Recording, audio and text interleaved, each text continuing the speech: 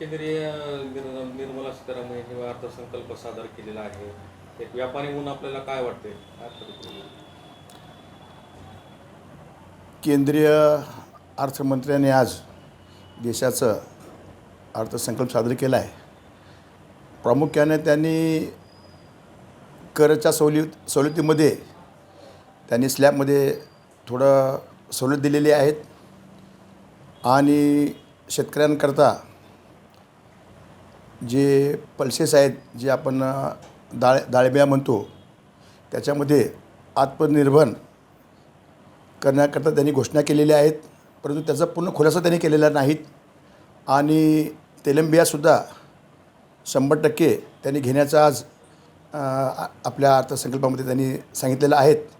त्याच्यामुळं खरंच शेतकऱ्यांना त्याचा फायदा होणार आहे आणि वास्तविक पाहता सरकारनं ह्या अर्थसंकल्पामध्ये देशाच्या संपूर्ण नागरिकांना शिक्षण आणि वैद्यकीय सेवा ही संपूर्ण माफ करायला पाहिजे.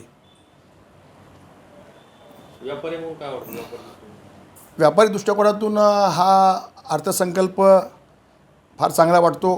मध्यमवर्गीयांना दिलासा देण्यासारखा आहेत, शेतकऱ्यांना दिलासा देण्यासारखा आहेत. काही कारखानदारांवर त्यांनी काही सवलती त्यांनी दिलेल्या आहेत. चांगला अर्थसंकल्प आहे. थोडं आजचा अर्थसंकल्प म्हणजे जखम मांडीला मलम शेंडीला. शेतकऱ्यांनी का मागितलं होतं? त्यांच्या मालाला भाव मागितला.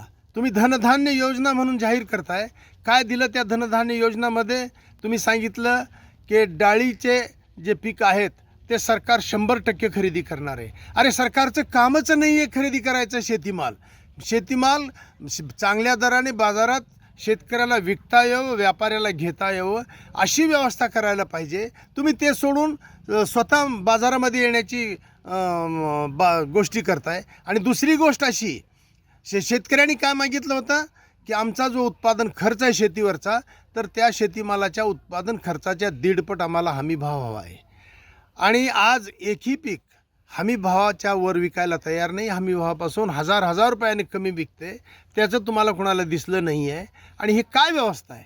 आणि तुम्ही सांगताय की 3 लाखावरून आम्ही 5 लाखाची किसान क्रेडिट कार्डची मर्यादा वाढवली आहे. अरे 3 लाख तुम्ही मर्यादा दिली होती त्यावेळेस तरी काय शेतकऱ्यांनी ते मागितलं होतं? आम्ही तुम्ही शेतकऱ्यांनी 3 लाखाची मर्यादा अजिबात नाही आहे. तुम्ही हे सगळे बंद करा धंदे. आणि तुम्ही काय करायला पाहिजे होते की शेतकऱ्याला त्याचा शेतीमाल बाजारामध्ये उत्पादन खर्चाच्या 1.5 पट भावाने जर विकता येत असेल तर शेती वाचेल आणि शेतीचा उद्योग वाचेल. अन्यतः अर्थसंकल्पामध्ये आजच्यासारख्या या फसव्या घोषणा म्हणजे जखम मांडीला मलम शेंडीला. केंद्रीय अर्थसंकल्प सादर झालेला आहे. वैद्यकीयसाठी कॅन्सर प्रत्येक जिल्ह्यामध्ये कॅन्सर हॉस्पिटल आणि मेडिसिनमध्ये पण केलेलं आहे. एक डॉक्टर म्हणून आपल्याला काय वाटतं? शासनाने हे अतिशय चांगला निर्णय घेतलेला आहे.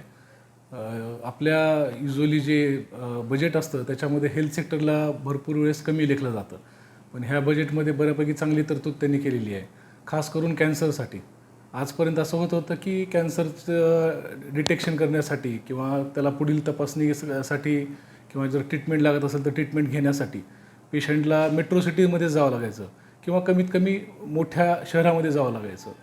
आता या शासनाच्या निर्णयाने प्रत्येक ठिकाणी जर कॅन्सरचे सेंटर डेव्हलप झाले तर जे खेड्यापाड्यातले गरीब रुग्ण असतात त्यांचा जाण्याचा येण्याचा खर्च, मेट्रो सिटीमध्ये किंवा बाहेर राहण्याचा खर्च हा पूर्णपणे कमी होऊन जाईल.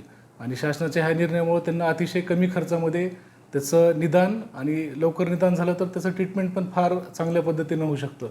म्हणजे त्यांना थोडक्यामध्ये जीवदानच मिळेल. तर माझ्या दृष्टीने अतिशय चांगला निर्णय हा.